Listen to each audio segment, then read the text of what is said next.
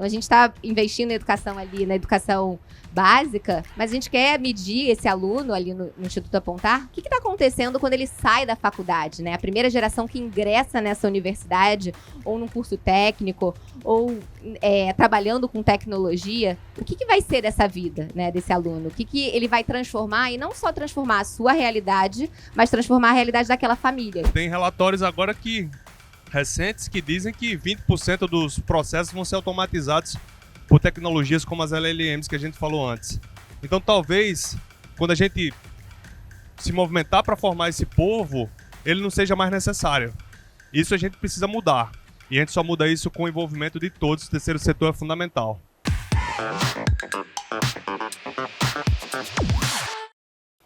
O papo de hoje é um papo que eu fico super empolgado de fazer, com duas pessoas muito legais que toparam estar aqui comigo. Mais um dos papos que a gente traz o assunto do impacto social, do investimento social, e com um tema que ele é muito primordial para a Stone, que é a educação. Quando a gente fala sobre educação no Brasil, a gente fala sobre um volume gigantesco de dinheiro que é pensado para a educação, que é pensado para a educação como um todo, não só a educação pública.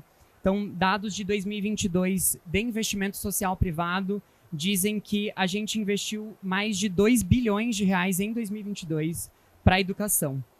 E aí, apesar de tudo isso, a gente ainda entende que existe uma série de caminhos para a gente conseguir trilhar juntos enquanto sociedade, e aí trazendo o governo junto, trazendo as empresas junto, mas também garantindo que a gente está apoiando iniciativas sociais que fazem isso de maneira consistente. E é por isso que eu trago para essa discussão, para essa pergunta de é suficiente investimento social para a educação, a Isadora Tonieto, que é diretora executiva do Instituto Apontar, aqui do Rio de Janeiro. Ela já vai contar um pouquinho para vocês de quem é ela e do que faz o Apontar. E Crerley Oliveira, professor da Universidade Federal do Alagoas, fundador e coordenador do Novo Ensino Suplementar, o nosso queridíssimo NES. Então, gente, para começar, queria abrir para vocês se apresentarem. Então, Isa, conta um pouquinho para a gente quem é você na fila do pão, o que você faz, o que é o Apontar, para todo mundo se ambientar. Maravilha. Obrigada, Chico. Obrigada a todo mundo que está aqui para escutar a gente, para trocar com a gente, né? Eu sou Isadora Tonieto, eu sou diretora executiva do Instituto Apontar, como o Chico explicou. E falando um pouquinho do que é o Instituto Apontar, é uma organização social sem fins lucrativos, dedicada a atender crianças e adolescentes de baixa renda com traços de altas habilidades. São crianças que são superdotadas, né? E, por favor, não fiquem com aquele estigma de que superdotadas são as crianças gênios. São crianças, além de serem superdotadas, são crianças de baixa renda. Então, a gente está falando ali de um perfil, de um público que é muito específico. Para vocês terem ideia, trazendo um pouquinho de dados para vocês do último censo, o censo de 2023, 98% dos jovens com altas habilidades são jovens que estão invisíveis para o sistema educacional. Então, é realmente um público que a gente precisa olhar. Quanto mais agora, imagina, falando de baixa renda e falando no universo de educação pública, tá? O que a gente faz, né? A gente identifica, seleciona e acompanha psicossocialmente, culturalmente e também academicamente essas crianças e esses jovens até o final da educação básica, até o ingresso desses alunos nas melhores universidades do Brasil e fora do Brasil, tá? Ao longo da nossa conversa, eu vou contar um pouquinho mais sobre o nosso trabalho, mas, com certeza, na hora que a gente está falando dessa juventude, né, hoje o Apontar trabalha com 650 alunos. A gente tem um sonho de chegar nos próximos 5 anos em 5 mil alunos aqui no município do Rio de Janeiro.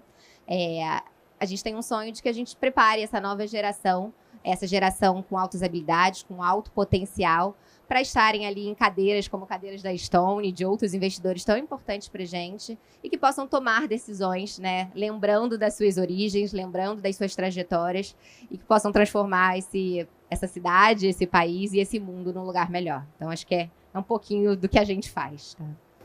Professor, agora queria ter um pouco da sua perspectiva, saindo aqui do eixo sudeste, o que você vem construindo lá no NES, em Alagoas? Bom, obrigado pelo convite, oportunidade, Chico. Primeiro, antes de falar do NES, deixa eu falar de mim próprio. Eu sou de Maceió, cresci em Maceió, na periferia de Maceió. E sou matemático. Então, por que é que eu sou matemático? Porque em algum momento do passado, um professor me mostrou que matemática era algo que você podia fazer como um meio de vida, uma profissão. Eu não me importava muito se era uma profissão ou não, eu só achava aquilo legal. E aí, com 16 anos, eu vim fazer o mestrado aqui no Rio, no IMPA. Passei 6 anos aqui no Rio, acabei o doutorado com 22 e regressei para Maceió. E desde então estou em Maceió, já 20 e poucos anos, desenvolvendo um trabalho para estimular novos jovens. E recentemente, há cerca de 2 anos atrás, a gente criou o NES, dentro desse trabalho de mais de 20 anos, que hoje é um centro de excelência para matemática e computação no Brasil. Era para ser para Alagoas, mas rapidamente a gente percebeu que é algo que o Brasil precisa, porque na nossa primeira turma nós tivemos aplicações de 7 estados e selecionamos alunos de 4. Na segunda turma desse ano nós temos alunos de 14 estados. Tá? E o que é que a gente está buscando? A gente está buscando formar excelentes estudantes ao longo do ensino médio para que eles realizem os sonhos que eles têm, né? Em matemática e computação. Esse trabalho tem tido resultados, que também a gente vai falar ao longo da conversa. Alunos que inclusive vários estão aqui no Rio hoje, e ele funciona dentro da Universidade Federal de Alagoas, mas se espalha através da internet para todos os cantos do Brasil, 14 estados, vários municípios. Então o NES quer fazer essa diferença, quer contribuir com a formação de alunos que causem impacto depois. E aí, para dar início assim, à nossa conversa, e eu poder ir mediando, acho que as brilhantes soluções que vocês têm nas diferentes iniciativas, queria que vocês pudessem trazer para todo mundo, ilustrar de maneira bem clara o que vocês hoje enxergam como os principais desafios, especialmente na perspectiva da educação pública, né? Então, a gente cavucou aqui alguns dados bem relevantes que olham de maneira positiva para a educação do Brasil. Então, se você olhar para mais da metade da população brasileira de 25 anos ou mais, já concluiu o ensino médio, né, que é algo crescente relacionado ao último dado que a gente tem de censo do IBGE. E, para além disso, a gente tem uma taxa de escolarização das pessoas de 15 a 17 anos que subiu de 89% para 92%. Né? Então, a gente está mostrando avanços na educação pública. E, ao mesmo tempo, quando a gente começa a falar sobre qualidade, sobre acesso à qualidade da educação pública, é onde entra aqui a nossa seara. Então, queria ouvir um pouco de você primeiro, Isa, e depois de você, professor. O que vocês entendem que são os principais desafios que a gente enfrenta? E acho que a gente já pode ir começando a fazer um link em como a gente olha para a tecnologia nessa história.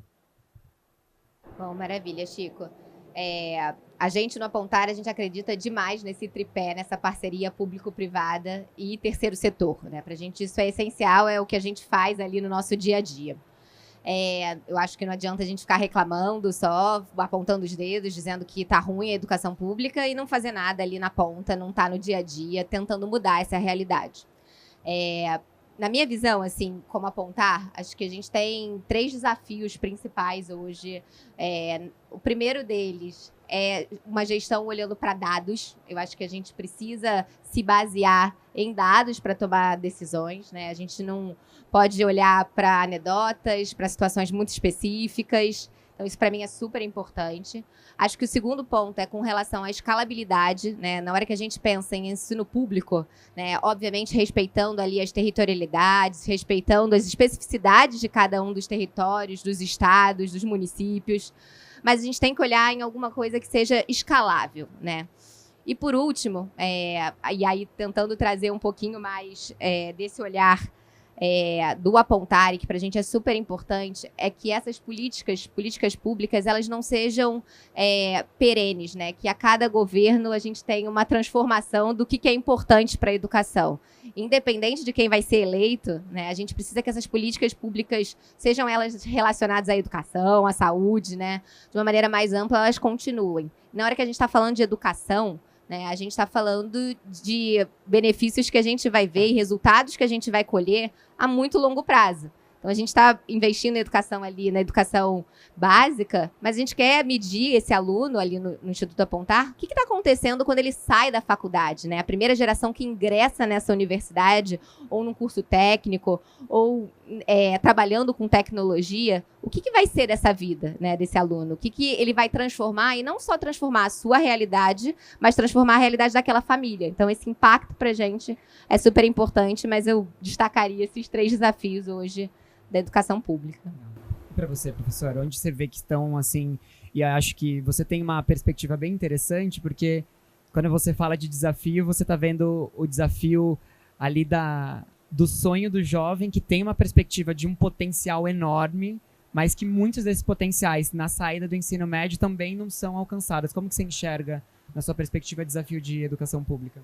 Esse tema é um tema que pode escorrer um tempo infinito, praticamente, e quando você junta pessoas apaixonadas por isso, mais ainda, né? Eu colocaria 3 coisas também, para fazer coro a Isadora.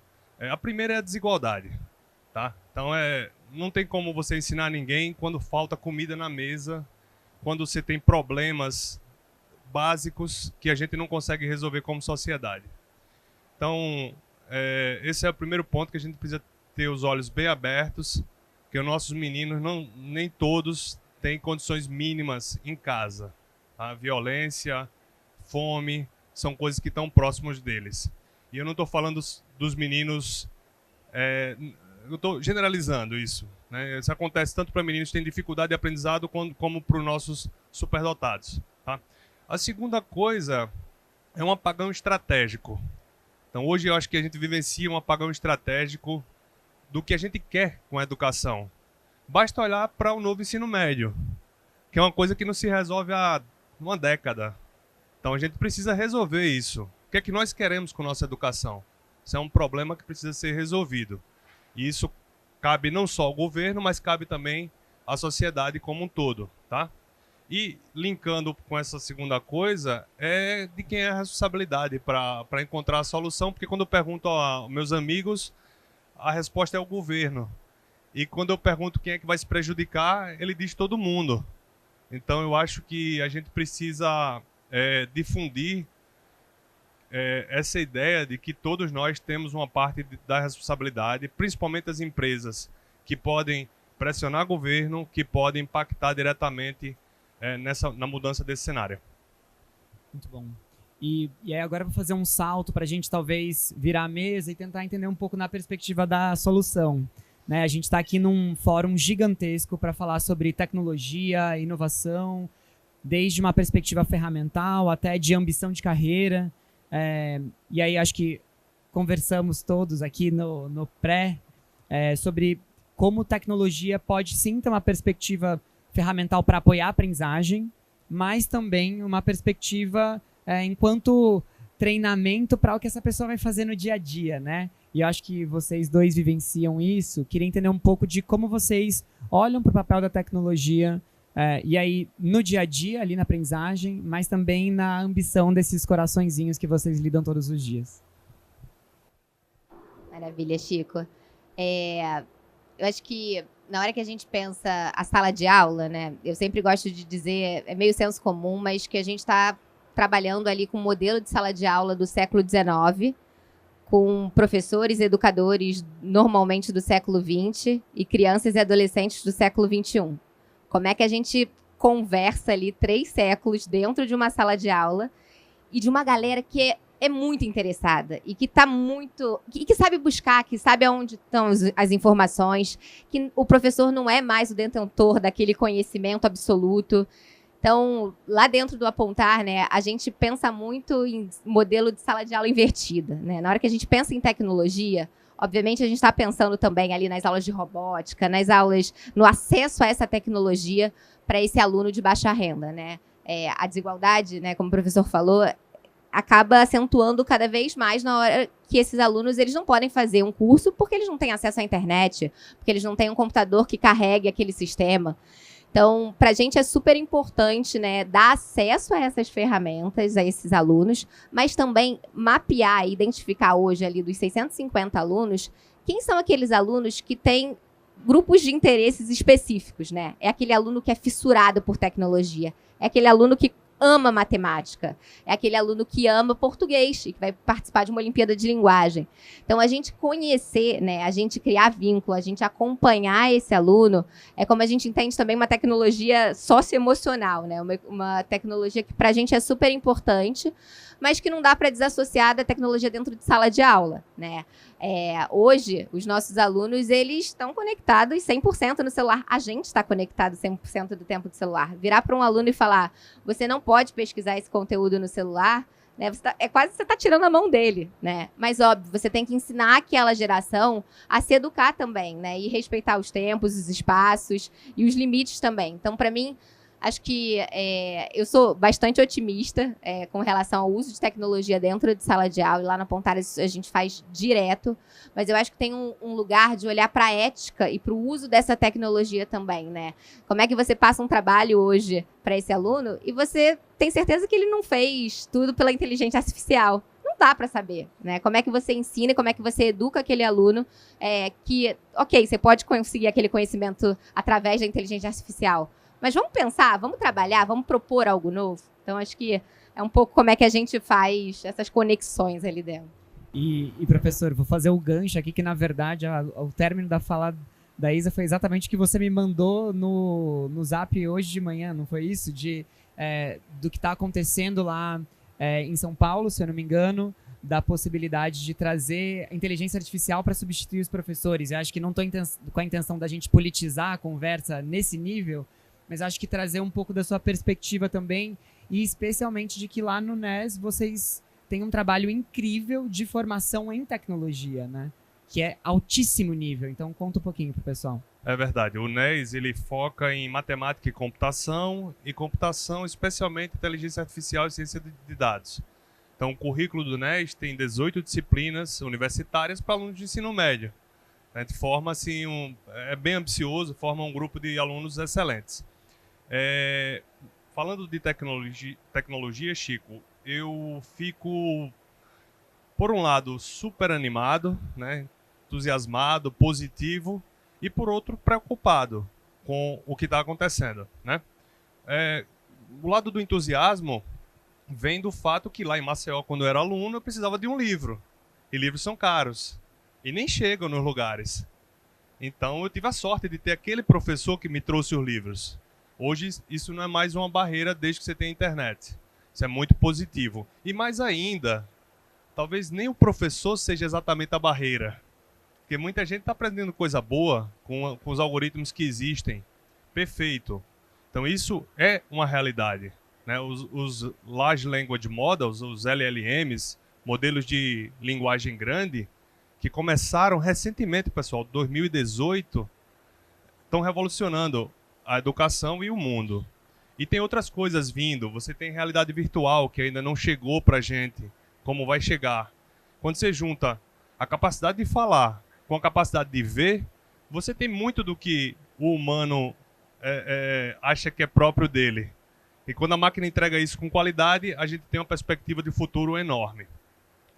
Mas a parte que me preocupa é a questão de país, a questão de soberania nacional. Onde a gente está colocando nossos ovos? A gente vai colocar nossos ovos no ChatGPT? É lá que a gente vai educar os nossos meninos? E quem é que está por trás do ChatGPT ele mesmo? É uma companhia privada. Ou seja, a gente precisa de tecnologias e domínio dessas tecnologias aqui no Brasil, para a gente educar os nossos alunos com cultura brasileira, com realidade brasileira e com conhecimento global. Então isso precisa ser considerado. Isso não pode estar terceirizado na mão de outros lugares. Esse é um ponto. É um discurso nacionalista, mas é um discurso também necessário para a gente abrir os olhos até onde a gente quer terceirizar esse tipo de ativo, né? de coisa tão importante quanto a educação. E aí, agora dando um passo à frente, né? Acho que a gente traz a perspectiva aqui da aprendizagem e do desenvolvimento, né? Como o jovem está assimilando o uso da tecnologia para absorver conteúdo, para agregar conhecimento ali de todos os níveis e todas as áreas. Mas quando a gente fala sobre empregabilidade, que é um ponto muito caro para a gente aqui no Instituto, né? De a gente conseguir E aí tem uma perspectiva da oportunidade e do caminho que o jovem traça até o emprego, tendo o emprego que para ele é o emprego ideal, né? E aí a gente traz aqui numa perspectiva, obviamente, mais voltada para o mundo STEM, né? Das ciências, tecnologias, engenharias, etc. Mas a gente também aqui traz um dado super legal, né? Olhando para vagas de emprego, que a gente tem um déficit acumulado de 797 mil profissionais, de acordo com o último estudo da Brascom, dentro da área de tecnologia, né? Então, a formação que a gente pensa hoje também, para o mundo que está se configurando, para tudo que o Web Summit está mostrando para a gente em relação à tendência de emprego, queria entender um pouco de como vocês enxergam isso, né? O que vocês estão pensando nas formações dentro do Apontar, dentro do NES, para possivelmente empregar esses jovens dentro dessa área da tecnologia. Bacana, Chico. Como eu falei antes, assim, a gente hoje consegue identificar quais são os interesses desse jovem, né? A nossa atuação termina ali no final da educação básica, então, na maioria das vezes, ele ainda tem um caminho para trilhar, né, de ensino superior, né? Esse é o nosso objetivo. Mas eu queria dar um exemplo de um grupo que se formou, são 3 alunos, hoje são estudantes da UFRJ e da UERJ, de alunos do Apontar, fazem física e engenharia, e que hoje também são professores nossos de robótica, e que rodam o município do Rio de Janeiro inteiro, trazendo um pouco de tecnologia para os nossos alunos. Mas eles, dentro de uma oficina com o professor Altair, que é um professor super querido lá dentro do Apontar, eles desenvolveram um projeto de medidor de água potável, porque era um desafio que eles enfrentavam no dia a dia ali das comunidades onde eles moram, e eles hoje ganharam 4º lugar na Feira de Ciências e de Engenharia. Isso é super bacana, então tem um reconhecimento, mas é olhar para um problema local e transformar isso em uma solução, né? A gente ali no Apontar, a gente olha para essa parte de empregabilidade como um caminho futuro, né? Que esse aluno ele vai atingir com base no conhecimento e nessa formação que ele vai ter desde 9 anos, quando ele entra, até o final ali da educação básica. Mas também tem outros exemplos, não necessariamente na área de tecnologia, né?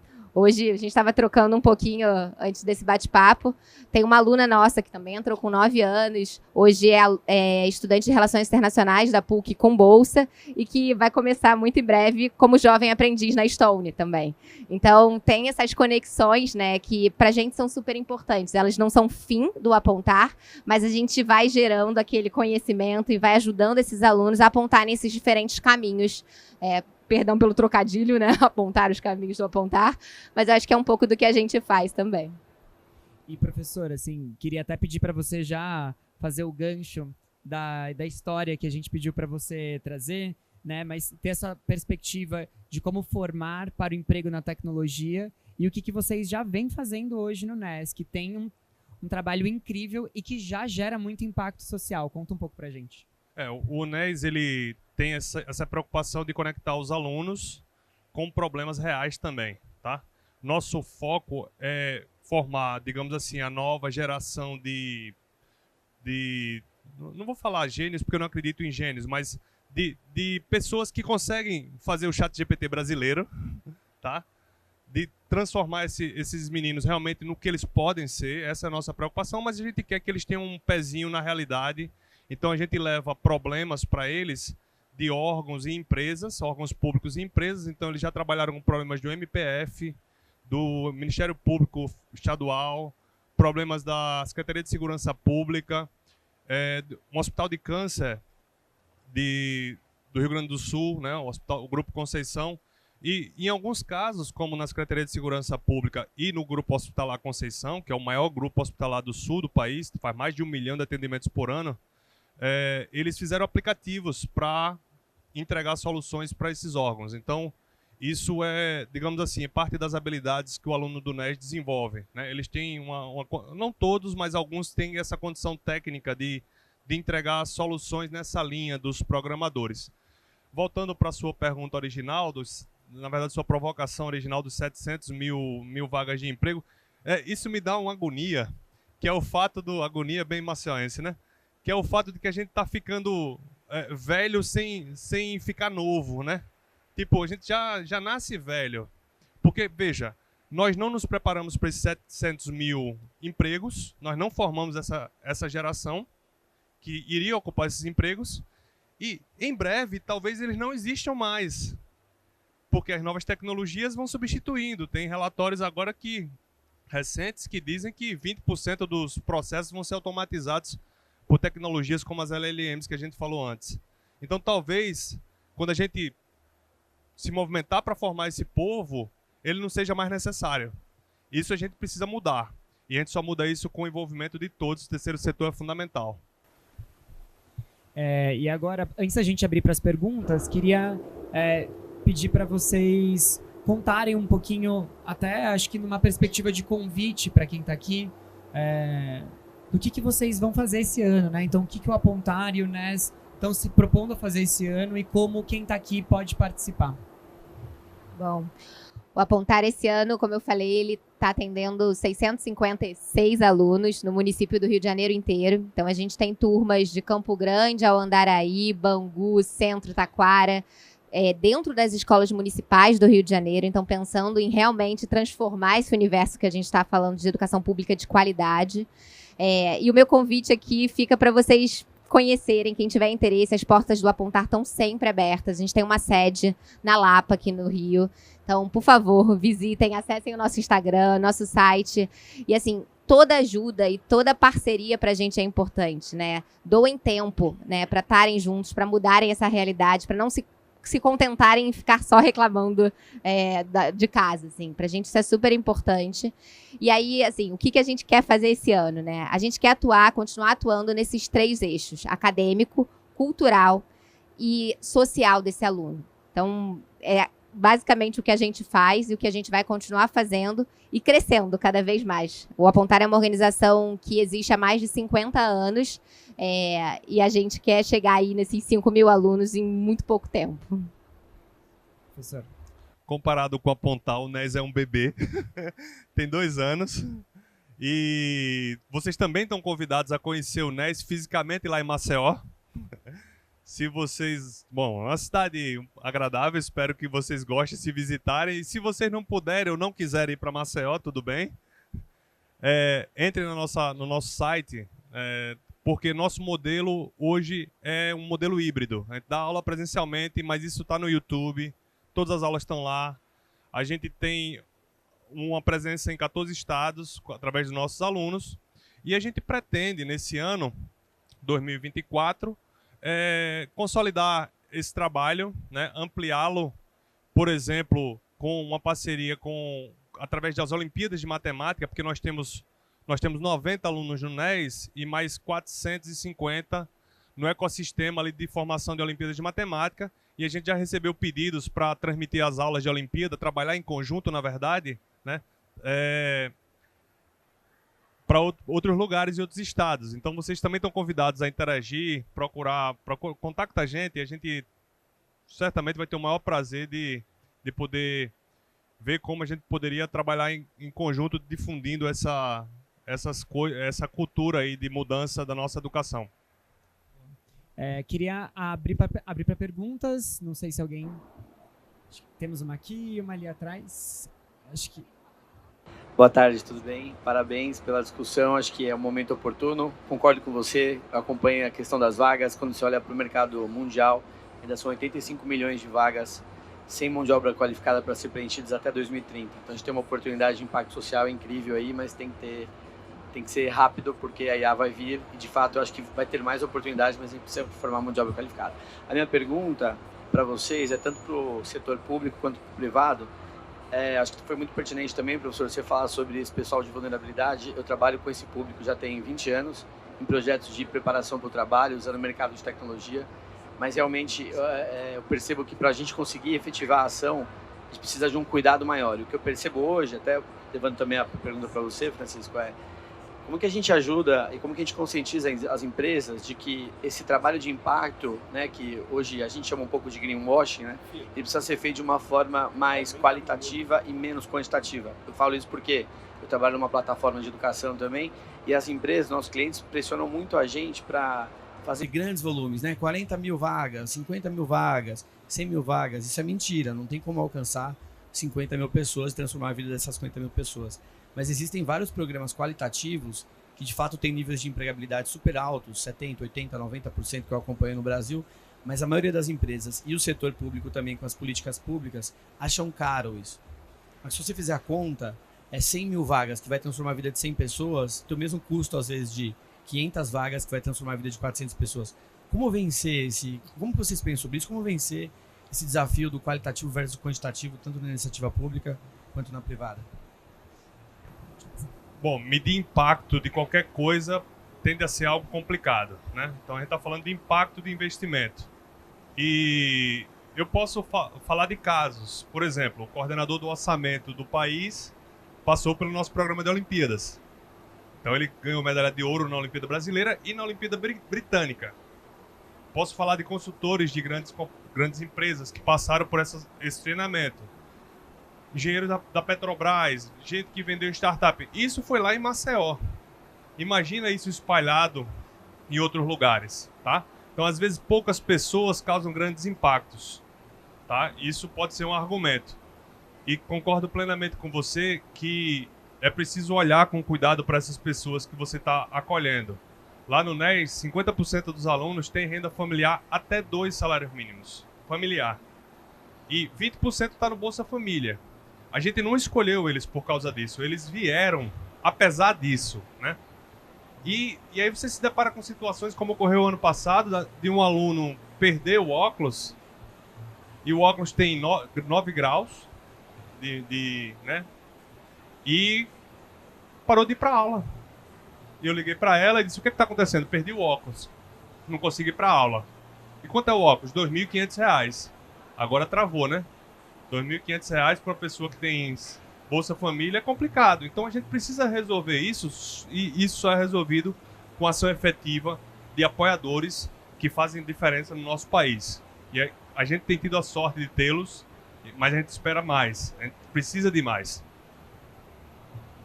Eu acho, da minha perspectiva, eu acho uma boníssima pergunta. Quando a gente fala sobre estratégia de investimento social, e aí na perspectiva nossa do Instituto, a gente tem sim a intenção de conseguir ter uma estratégia que é cruzada. Então eu estou falando sobre apoiar talentos, então pessoas que eu consigo ter um impacto que reverbera a partir dessa pessoa apoiada, mas eu também entendo que a vontade das empresas do número, ela talvez acaba trazendo investimento de maneira equivocada, porque a depender do tipo de investimento que eu faço, especialmente no que diz respeito à educação, se eu invisto de maneira mais sistêmica, então vou investir para formar 30 professores. Mas 30 é muito pouco, mas esses 30 professores vão acabar tendo um impacto de qualidade do ensino para X centenas de crianças, né? Então acho que é onde mora um pouco o jogo do investimento social. E aí, pelo menos uma perspectiva de filantropia, eu acho que isso tem que ser sempre pensado. Isso é uma discussão que a gente tem internamente, e é uma discussão que a gente tem com o conselho, e eu sei que dos institutos mais maduros, fundações mais maduras, isso é algo pensado. Porque você tem que sim olhar para o talento.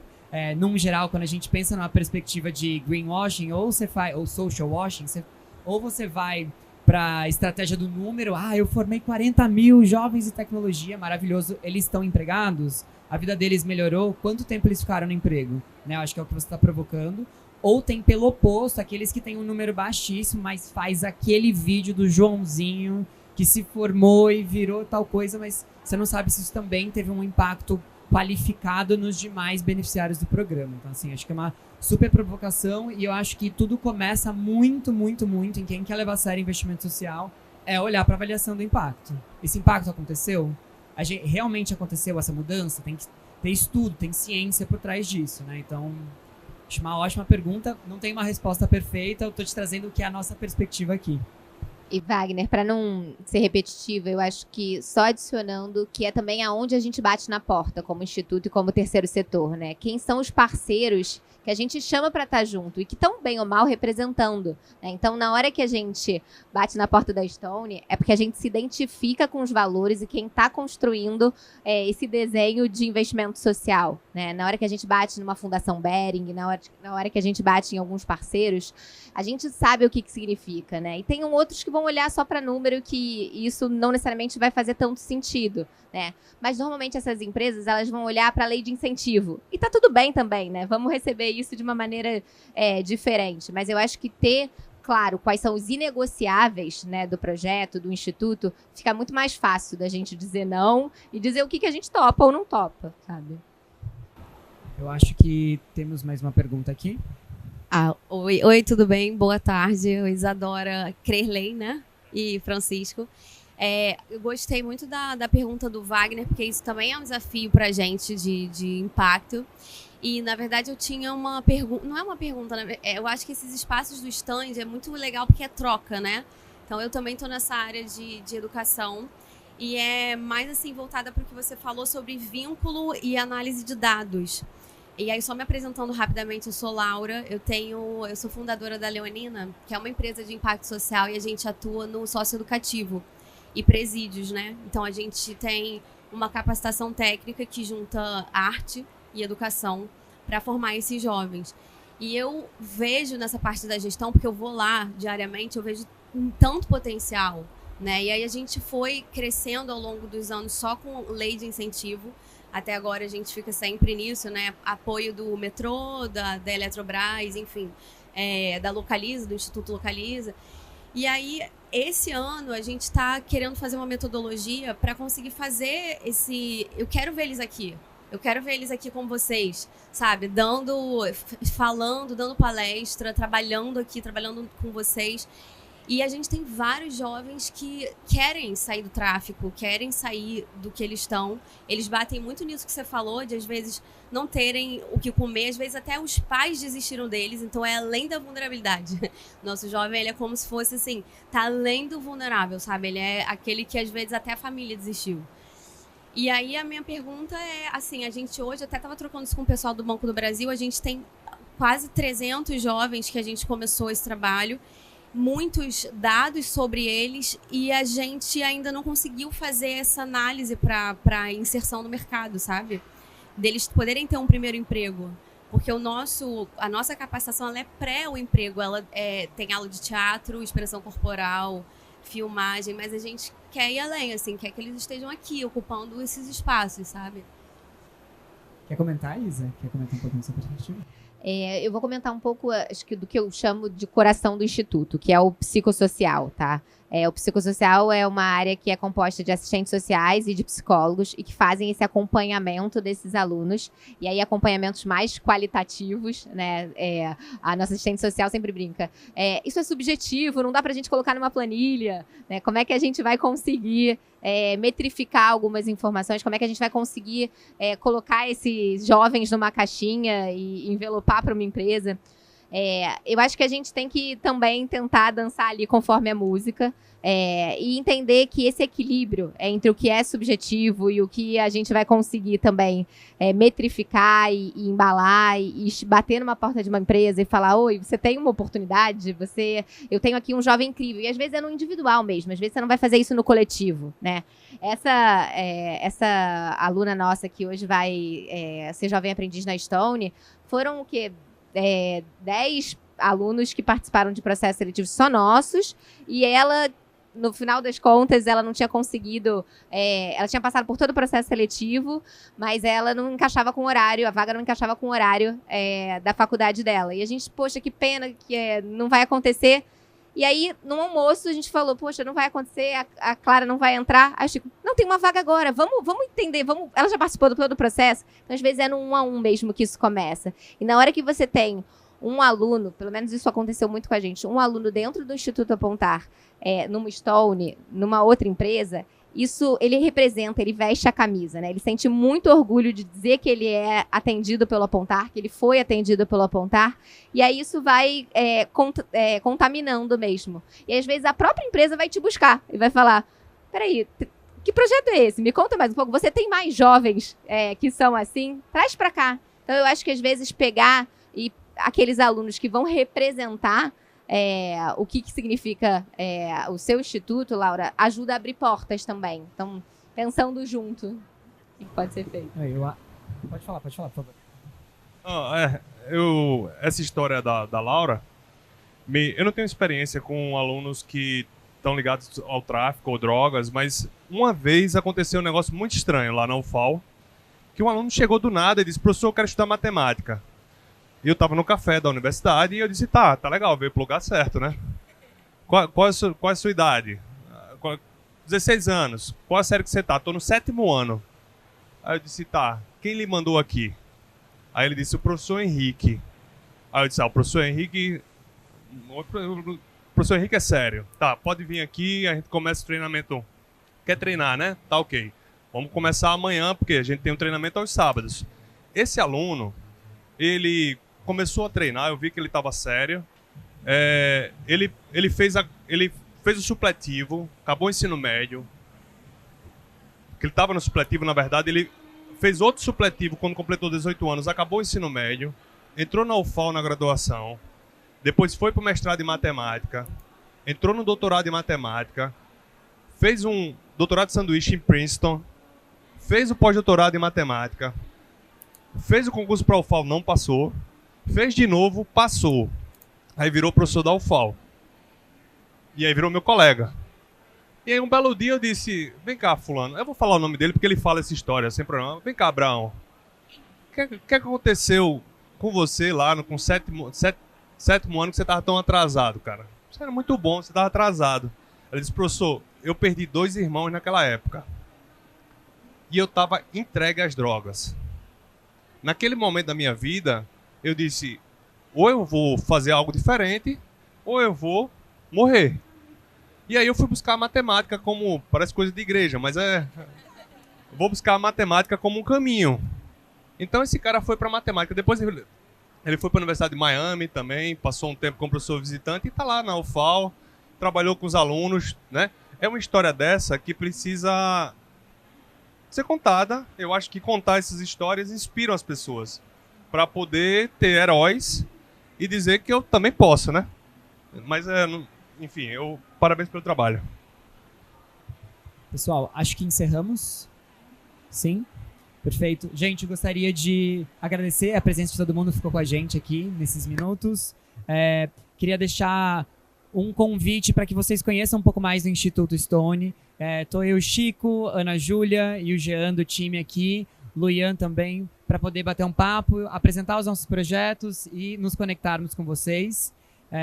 E deixar também aqui um super agradecimento à Isa e ao professor Crerley, que são de organizações que a gente apoia no Instituto e que a gente é muito, muito feliz de poder caminhar junto. Muito obrigado e acompanhem os talks aqui direto no QR Code, que vão estar no YouTube na íntegra e também com alguns trechinhos nas redes sociais. Acompanhe a gente, muito obrigado, até mais.